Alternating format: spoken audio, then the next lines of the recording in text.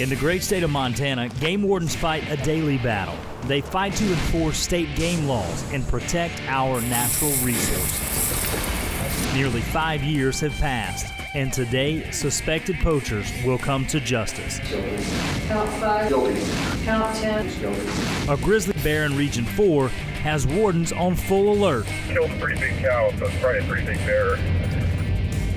And it all happens right now.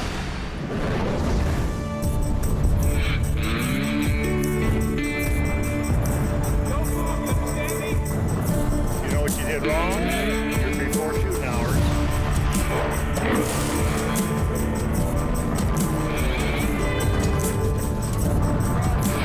There we go. You want to go to jail, Jay?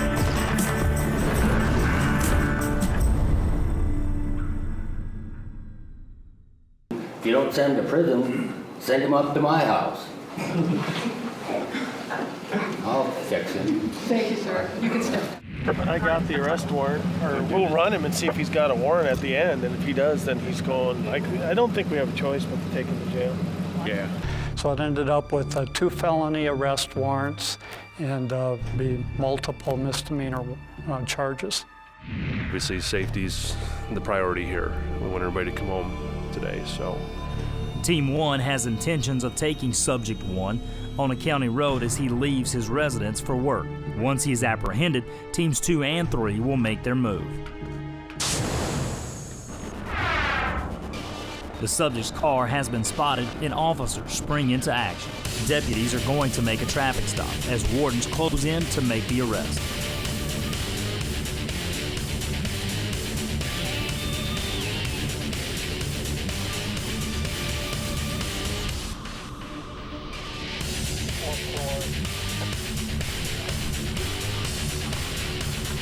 The stop has been made, and Wardens John Lasowski and Bob Hammer are talking to the suspect, letting him know why he's being arrested, while our camera crew moves in to catch the action.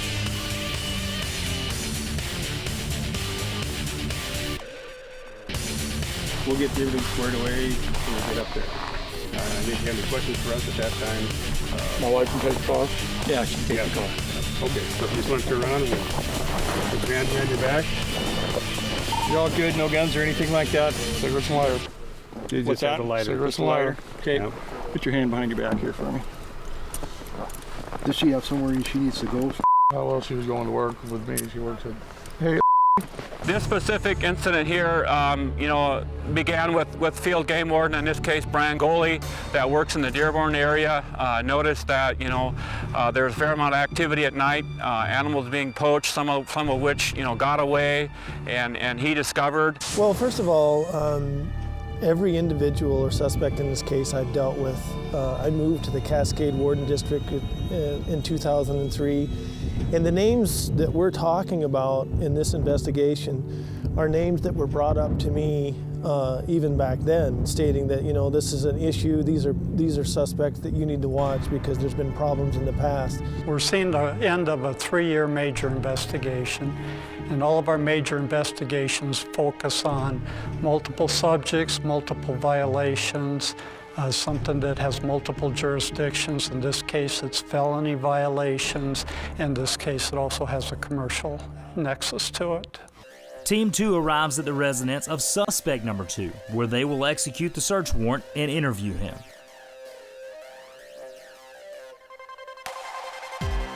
We just did a cursory search for officer safety. We've got the 2 occupants of the house sitting down. Right now we're talking to them, showing them the warrant. We're about to do the search, but just for cursory search, there's a few weapons, there's some deer racks, and we're about to go in and go through everything with a fine-tooth comb and see what we end up with. These are the worst of the worst. They're the 1%ers in the hunting population. They're the people that we can justify focusing all this time and effort on trying to stop them, trying to take them down. And we take it seriously enough to pull in a whole region of wardens to help with the takedown, to serve 2 arrest warrants and 3 search warrants on the takedown. And we'll be spinning out from there. We'll be doing interviews through information that we collect and gather during the search warrant. warrants that'll lead us to new names. I have no doubt whatsoever we'll discover other violations going down the road and moving forward. So it is the worst of the worst. It's a commercial violation. It's poachers at the worst. One of the main subjects hasn't bought hunting licenses in nearly his lifetime. So they're people that aren't contributing to the conservation. They're poachers. The one arrest warrant that we had left the house, was pulled over, stopped along the road, and arrested. His wife was with him. And so one of our wardens is going to give the wife a ride back to the jail. We do have some questions we need to talk to her about. And we'll interview her at the jail. She's not under arrest. She's going voluntarily. And when we're done with the interview, she'll be turned loose. And then the rest of us are proceeding to the house to serve a search warrant now. Coming up, suspected poachers face a judge. And this isn't the first time we've done it, and it ain't going to be the last. Montana game wardens have come to Helena for their annual meetings, a bit of classroom work, and a whole lot of fun.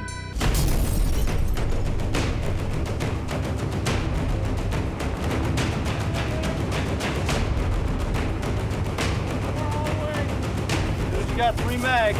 Come on up.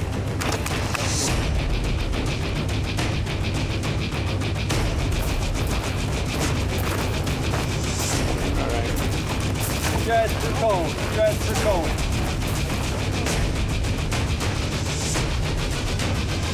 4 more down there. Get him. It's a friendly competition. We try to make it fun. We try to make it active. We try to shoot a lot of bullets. Shooter, stand by to fire! Fire!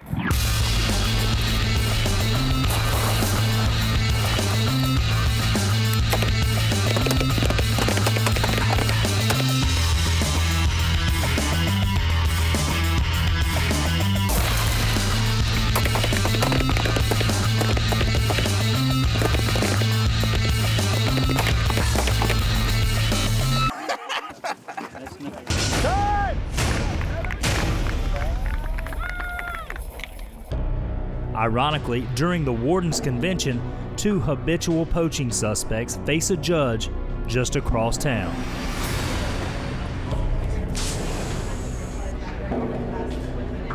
You've been charged by information with 14 crimes. They're all fish and game violations. These individuals chose to go out and they left their house knowing they were going to break the law. This whole case started in the summer of 2008, and it started out as a fishing outfitter case where we learned that these people always are also involved with hunting and hunting violations. We have learned in the process is that these people poaching for a personal profit are willing to do anything. They steal wildlife from public or private land. It doesn't matter if the season is open or closed. It doesn't matter if it's daylight or at night. In fact, most of the activity is at night. And throughout my career in the Cascade Warden District, I have had a opportunity where I've addressed violations with some of these suspects, and I have received information that that there was illegal activity going on. But really in 2008, I did receive a confidential information that one of the suspects was operating illegally as a fishing outfitter on the Missouri River. And for that matter, it doesn't matter if it's Glacier or Yellowstone National Park. They're stealing for profit, and they're willing to do whatever it takes. I realized with the information I had that it would be a great opportunity for our criminal investigation section of Fish, Wildlife, and Parks to get involved. It's an undercover operation rather than an overt operation. And overt techniques, sometimes just, patrol techniques, just don't work on certain people. You might catch them with one violation. Well, in fact, that there's multiple violations going on. Warden Quinn Kuka assisted in the arrest and questioning during the takedown of the suspects. This is a very unique case in my career that I've dealt with. As a game warden, you write the ticket and it's out of your hands after that. And then you hope that the court will do what is deserved in justice. You're entitled to a fair, speedy, and impartial trial by jury. You're entitled to, and the state must prove the charges against you beyond a reasonable doubt. You You have the right to confront your accusers and to cross-examine any witnesses who testify against you. You have the right to produce any witnesses who testify on your behalf. You may refuse to testify and may refuse to answer any individual questions that may tend to incriminate you. If you go to trial, you might be found guilty of a lesser included crime. That means that a jury might find that you're innocent of one of these charges, but that you're guilty of a less serious crime. And pending the outcome of the trial, you have the right to secure bail to release you from custody. The amount of that bail will be determined by me. Do you understand those rights that you have? Yes, Your Honor. Are you satisfied with your attorney? Yes, Your Honor. And have you gone over this plea agreement carefully with him? Yes, ma'am. Do you have any questions about that? No, ma'am. You know, they were feeding their egos. They weren't feeding families deer meat. They were feeding their egos. It was a contest to see who could get what buck. Before entering your plea, have you been coerced, threatened, and promised any benefits if you plead guilty? During interviews with these individuals, they talked about competition on how fast somebody could shoot, and if he didn't get it done, that the other guy would shoot it and take credit for it. And here in this situation, we have very intelligent counsel. The defendants had a good attorney. These are the worst of the worst as far as wildlife crimes are concerned. These individuals, like I said, left their house knowing they were going to break the law. Later, wardens deal with a dangerous grizzly bear that's been killing cows.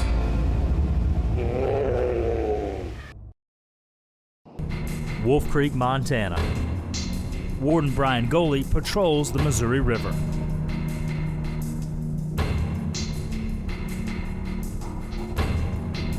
They're floating the river. Look at this guy fighting this fish. Killing it.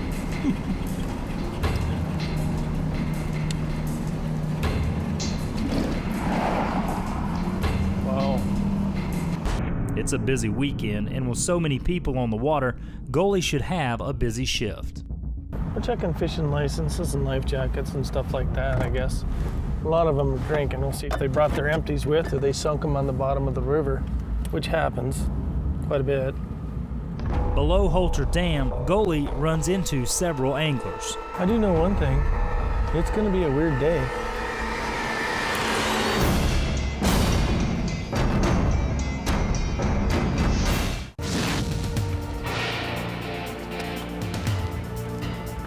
Everybody keeps asking me where the Warden show is. Well, now it's time. Here we are. Hi. What's up? Are you supposed to be here? Probably not.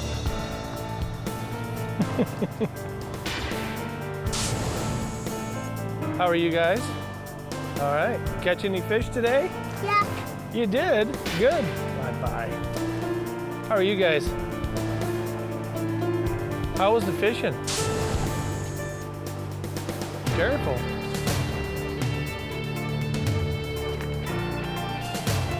You gonna get her? How's it going? All right. So far we got 2 more. Okay. I'll show you on the cooler. Did you let them all go or they're in the cooler? Okay. I'll put all the tape out of the way and stuff right now. All right, you guys. You can take it easy. Okay. How are you? How's it going? Got any fish? No fish. All right. Good luck.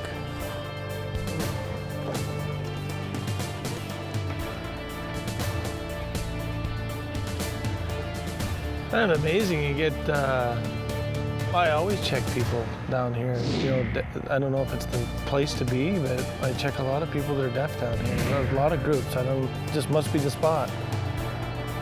It's kind of hard to communicate with them, but you just look right at them and they know what they're doing better than I. I think that was the vehicle though. I don't see any more heads around the corner. So we can go. It's pretty slow.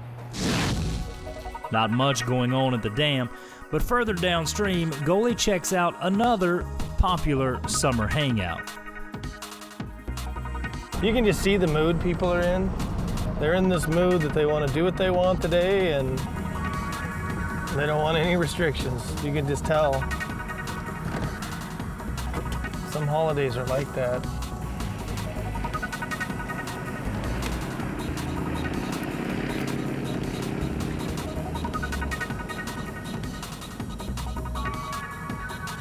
They're drinking whiskey, look at that.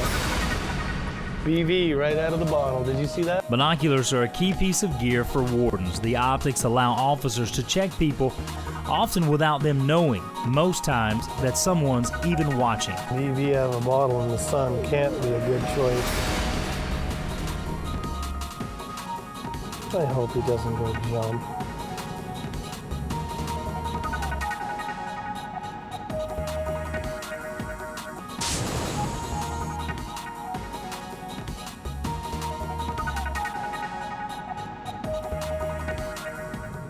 Is he really gonna jump? 100 miles to the west, Warden Aaron Berg works the Blackfoot River. He's keeping an eye on anglers.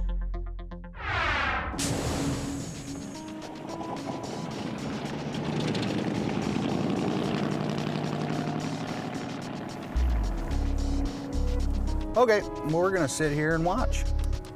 Berg spots a couple drifting the river. They seem to be using the same fishing pole, passing it back and forth. We were watching the gal fishing. The guy was on the oars. The warden suspects one of them is fishing without a license. As the raft approached closer to the road, they were kind of back off the road. And as the guy and gal approached closer to the road, the gal put the rod down, and a short time later, he started fishing. He decides to make a run up towards the next access site to check the anglers. Still ahead, Warden Goalie finds himself outnumbered. You've been warned one time, that's it. In Helena, Montana, Region 4 wardens sit in on a major poaching case. The trial marks the end of a 3-year investigation that led to the arrest of 2 men.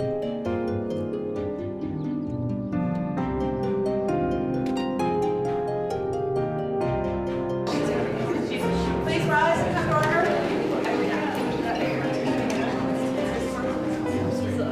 Please be seated. Good morning. Good morning, Judge. The state charged defendant Brouillet with 14 counts of poaching. The criminal complaint alleges Brouillet killed more than 150 deer. These are the worst of the worst as far as wildlife crimes are concerned. They stole opportunities away from the public of Montana. The number of deer they killed, the number of elk they killed, stole those opportunities away from some young kid or some family. One by one, he admits to his crimes. What is your plea then? To count 1, hunting with an artificial light. Count 2, hunting without landowner permission. Count 3, hunting with an artificial light. Count 4, hunting from a public highway. Count 5, hunting without a valid license. Count 6, hunting with an artificial light. Count 10, unlawful possession of a game animal. And count 11, unlawful sale of a game animal, which is amended to a misdemeanor, unlawful sale. Is that correct? That's correct. Okay. And what's your plea then? The charges carry a potential sentence of $50,000 and 5 years behind bars. I think it's interesting to note too that a lot of the animals were killed in areas that are open access to the public. Your Honor, Mr. Brouillet, regarding counts 1 and 2, which are both connected to the same incident in November 2010, he does admit to hunting with an artificial light and hunting without landowner permission. Counts 3, 4, 5, and 6 also stem from the same transaction, as it were. And Brouillet's attorney tries to convince the court to reduce charges, but it does little good. In the end, I mean, what we're about is halting this activity. It's very devastating, and I don't know how you can really put, how you can really quantify what was really done. A lot of these deer obviously were killed at night and may otherwise never have been killed. And the population dynamics and genetics, they affected that for hundreds of square miles probably in the areas that they shot deer. he admits he's been violating hunting and fishing game laws for several years. He's very honest about the investigation and what it uncovered. Over a 3-year period, We really don't know how many deer they killed or how many elk they killed. We just know that it was a lot. However, there was some exaggeration from the press, not the press's fault, but for whatever reason, there was reported on a headline in the Independent Record that there was 150 to 200 animals killed, that he possibly killed a bighorn sheep. None of that was true, and he wants the court to know that he's never killed 150 animals in his entire life. And the bighorn sheep was a big issue. He picked up that sheep skull in the wild, which is a violation of the regulations. And he did sell it, which is another violation, but he did not kill that bighorn sheep. He just wants the court to know that. I'll adopt the recommendation in the plea agreement, and I suppose I have to round this off for the record. Total restitution is, that he's going to pay is $9,932.60. Lifetime forfeiture of privileges to hunt, fish, or trap, or accompanying others while they do it. Forfeiture of firearms. There's some guns in there that are listed, and all other personal property confiscated to the state that's, oh no, the rest of the property that was confiscated is to be returned. But he's forfeit these guns that are listed in the plea agreement and all of the other conditions contained in the plea agreement. Any questions? Okay, thank you. Good luck to you. Thank you, Your Honor. I'll never see you back here again.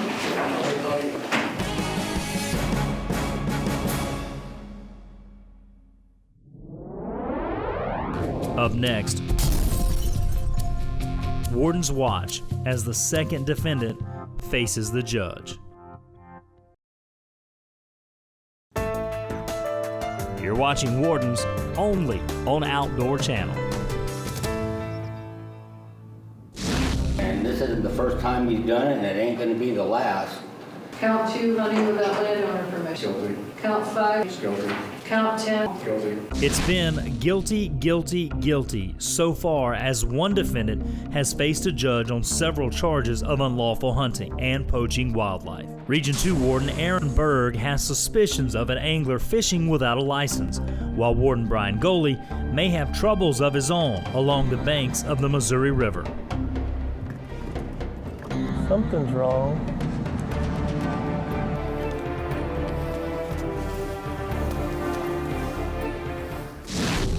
And now in Helena, Montana, the second of 2 defendants makes his court appearance to face several charges of habitual poaching. These felony charges carry a maximum penalty of $50,000 and up to 5 years in prison. Plead to count 1.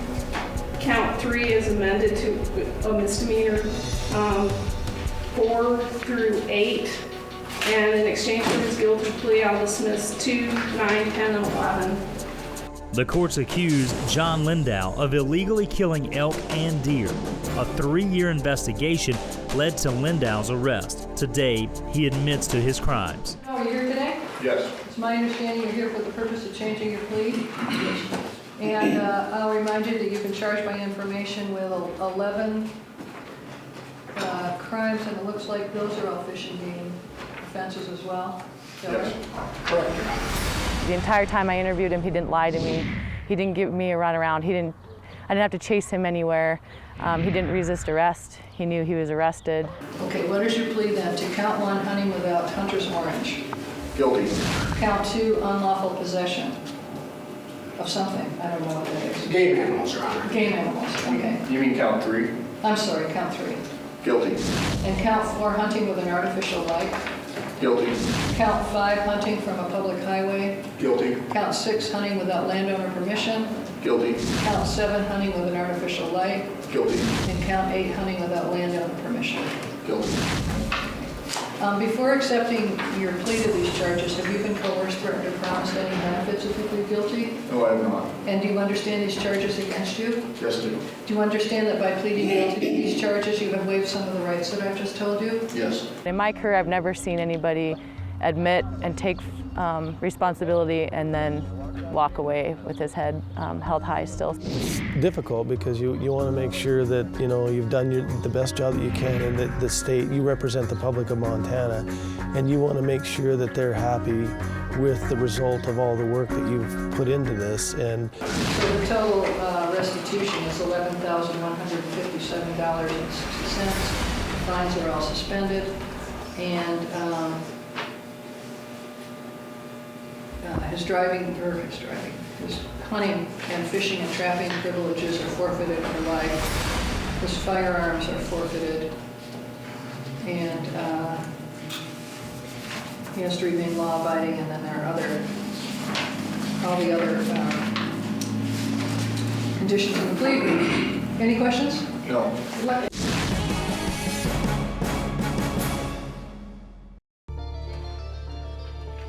It's unfortunate in this case where John Lindau's in his early 20s and he lost his privileges for life. Well, I think generally given the situation and the condition of these two defendants, it's probably good as we could expect. How I judge that is not so much in fines, but the fact that both these individuals lost their privileges to hunt and fish and trap in the state of Montana for their entire life. And also it'll be 37 other states with the violator compact that we belong into. So essentially they've lost their privilege to hunt, fish, or trap in the majority of the United States. We can't judge the person, but we can judge the act. Coming up, wardens try and corral a dangerous grizzly.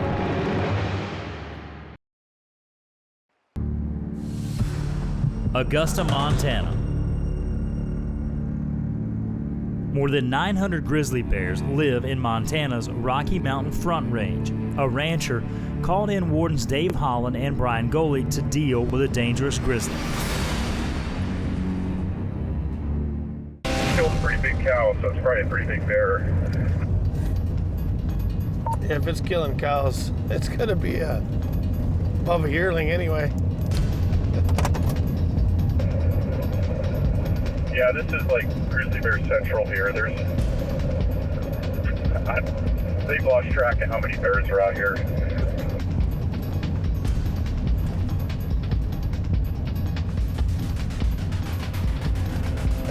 Yeah, I've never been to this ranch. That's why I wanted to come. I'm going to learn a lot today. Yeah, these are great landowners. They've been really good to work with. U.S. Fish and Wildlife agents trapped the bear after landowners complained the bear was killing cattle. The big grizzly took the bait in a snare trap, and now wardens have to corral the angry animal. Grizzly bear biologist Mike Maydell hopes to tranquilize the bear so wardens can safely move it. My primary responsibilities are to manage the grizzly bear population here on the Rocky Mountain front, respond to and try to prevent grizzly bear conflicts with people, humans, and or livestock. Yeah, we've sort of estimated at 350 to 400 in weight, and I'm giving it an MZT combination with this, which is metatomidine and tilazol combined together, which is a good deal. It provides us with an antagonist. Generally, we're involved in a joint investigation with Wildlife Services on livestock depredations. Fish, Wildlife, and Parks will respond to all grizzly bear conflicts, but livestock depredations we joint investigate with Wildlife Services, and they're responsible for conducting control actions. And in this case, Wildlife Services captured the bear at a calf depredation site. We feel assured that we have the right bear. This was a bear that had been coming in and was captured right at the calf depredation site. Using a truck, Maydell moves in to try and dart the bear. This is not going to be an easy procedure with the big grizzly worked up and caught in the snare.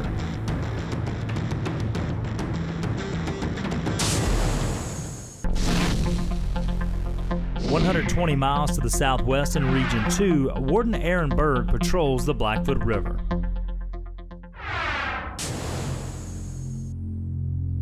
One inflatable raft catches the warden's attention. It appears the man and woman inside are sharing a single fishing pole. Warden Berg suspects one of the anglers may be fishing without a license. He heads downstream to make a stop.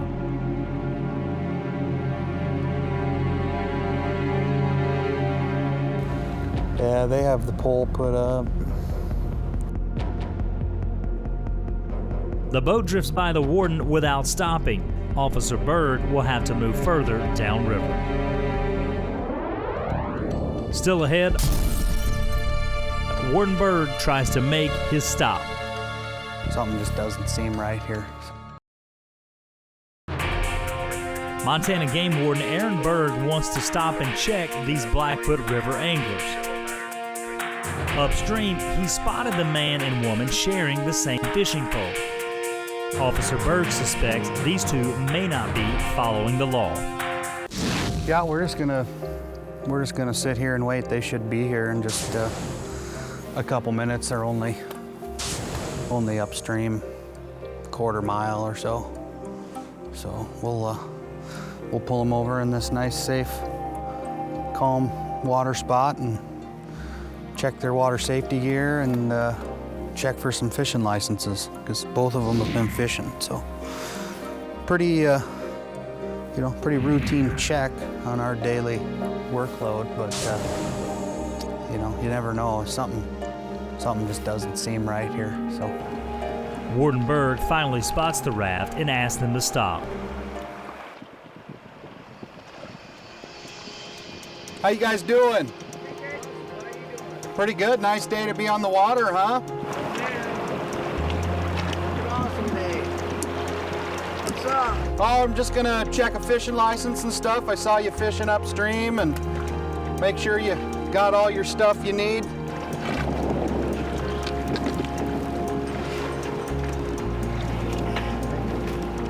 Are you guys by yourselves, or are you with somebody else? Or? No, we're just kind of doing our own thing right now. Okay. Is this just your stuff? Yeah. Okay. Ma'am, do you have anything? No, sir. She No, doesn't have anything. Okay. Do you have any ID on you? I sure don't know. I don't bring that around with her. Okay. The warden's instincts appear to have paid off. The woman has no ID and no fishing license. 2011 season fishing. You guys are with this guys, or no? Oh, they're friends of ours. Are We're they? not really with them. Okay. We got our own situation going on. That sounds good. You don't have any ID on you? No, sir, I don't. Okay. All right. Well, I'm gonna cut to the chase. I watched you get fish quite a bit today. I've She seen did. you. I was fishing yesterday. Yeah, I've seen you a number of times. So, you gotta have a darn license to fish in Montana, don't you? You know, we went to get it today, and she didn't have her ID. And I didn't. I left everything in my purse at that. How you guys doing? Good, how you doing? Good. How's the water? It's not too warm like you would think for this time of year. Yeah. If you guys want to pull in, we'll check a license real quick. Sure. We've seen you fishing a little bit today. A Montana ID or driver's license? ID. Whoa! You all right, bud? Slippery. Well, I appreciate you being honest. Oh, I have no reason not to. Yeah, well, believe it or not, some people aren't as cordial as you are, okay? That's cool. I have no reason to lie. We know she was fishing. I know I was fishing. You can yeah, hand I that back to Michael, You betcha. thanks. How are you? Well, not necessarily, but if you got it on you. Are we free to vacate the Andrew? premises now? Very good. Oh, you live up Crystal Creek? Yeah. Okay. How long have you been up there? Yeah. Hey, Jason, how are you, bud? How's it going, man? Good. 2011 season. Very good, Andrew. Thank you very much. Yeah, no problem. Do you want to just come up to the truck real quick, Cindy? We I can may take as well. care of business, and then you can come back down, and you guys can be on your way. Turns out our experience and guts told us right. So what we're gonna do here is we're just gonna issue her a fishing without a license citation, and we'll run her and make sure everything's on the up and up. So what's going to happen is, this is the statute for fishing without a license. Where we are, my badge number, my name is Aaron Berg. The court recommended bond is $135. Okay, so what are you just going to go to court then? On or before the 24th day of August, Monday through Friday, 8 to noon, 1 to 5, the courthouse is open. Okay. Call them. Let them know your situation, okay? Yeah, hey, go and lie to a judge. You know, I'm not gonna lie to you, I'm not gonna I lie to you. appreciate your honesty, Yeah. Cindy. Seriously, Oh, we yes, get so you much have to grief be. out here. Oh, I But the bottom line is you need a license, okay? No, I Next time you go fishing, make sure and get a I'm license. going to get one today if they're still open somewhere. In Montana, if you fish without a license, someone will be watching. The odds are it'll be a warden. Okay, Cindy, well, you take care, okay? Definitely, all the signs were there. The furtive movements, when she saw us upstream, the putting the pole down, that sort of stuff. And all those behaviors she exhibited for a reason, because she was guilty, but she was breaking the law and accepted her misfortune of getting caught. Up next, wardens try and tame a wild grizzly. In Montana's Region 4, game wardens must try and tame a wild grizzly caught in a snare trap. Fish and wildlife officers set the trap after reports the grizzly had killed cattle on a nearby range. We came in, we saw that she was captured well in a snare, no danger to her at that time. So we assessed her weight, we calculated it.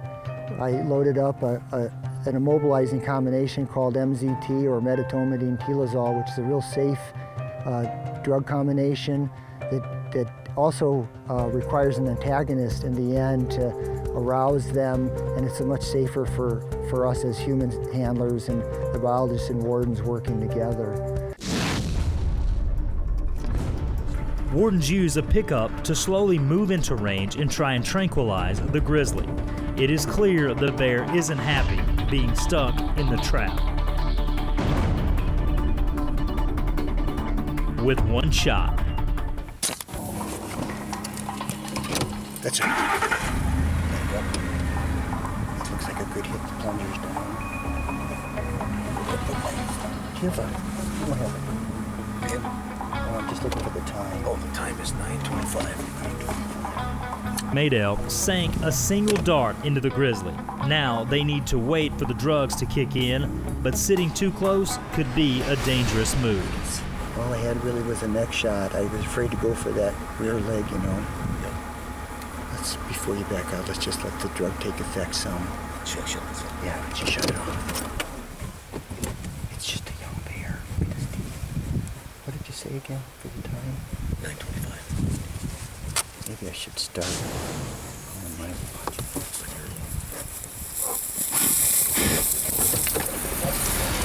The bear takes a run at the truck, and the wardens have to back off in a hurry. Just keep going, keep going.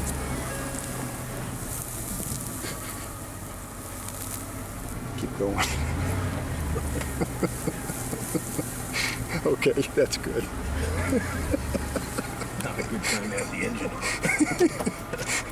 Should have that wasn't a huge hit. That's what you call just a bluff charge. He wasn't going to go for us. He just wanted to spook us away, and he didn't. It didn't work for him, so he stopped. Finally, the drug knocks out the bear.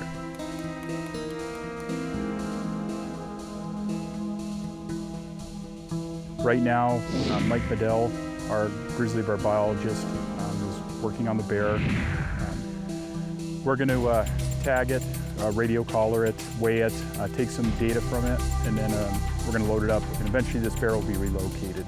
And that usually requires measuring her, taking biological samples, hair for DNA samples, for stable isotope work, for food ecological work, and then we also take a body condition estimate reading on her, basically a fat level, to tell us what kind of condition she is.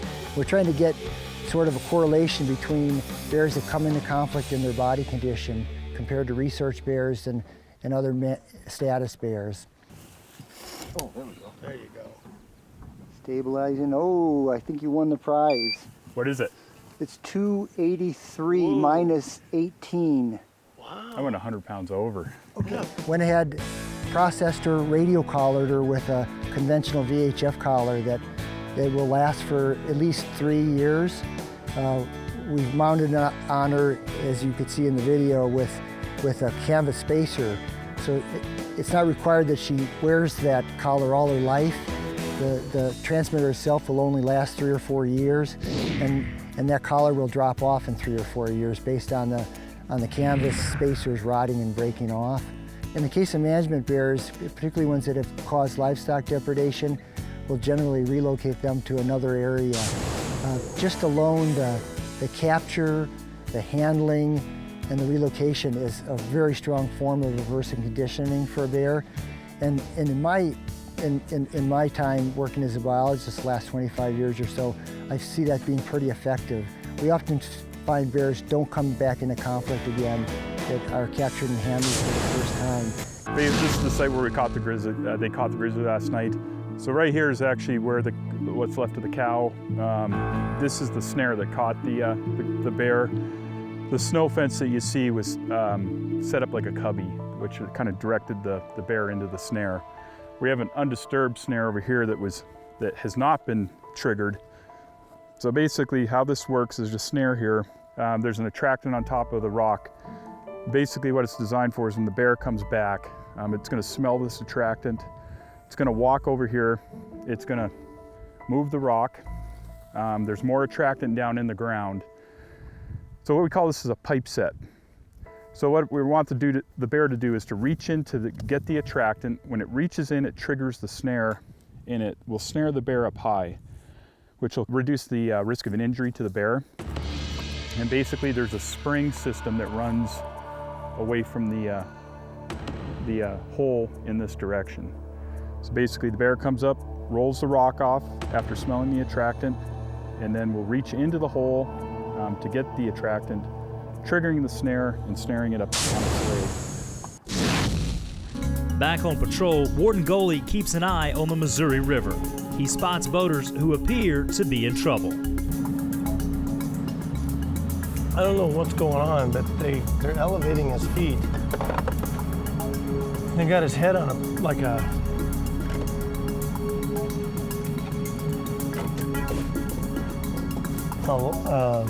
KFD.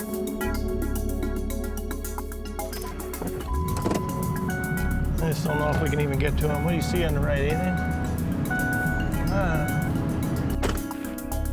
It appears someone in the boating party might be hurt. Warden Goley tries to find a way to get out to the boaters. They are the Wardens. I don't remember it being this bad, puppy.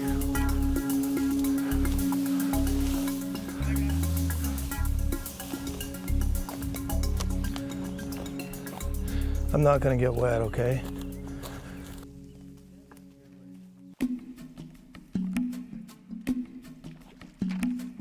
Hello?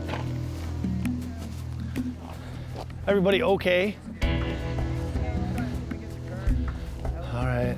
I seen him from up there. I was wondering if he's gonna be all right.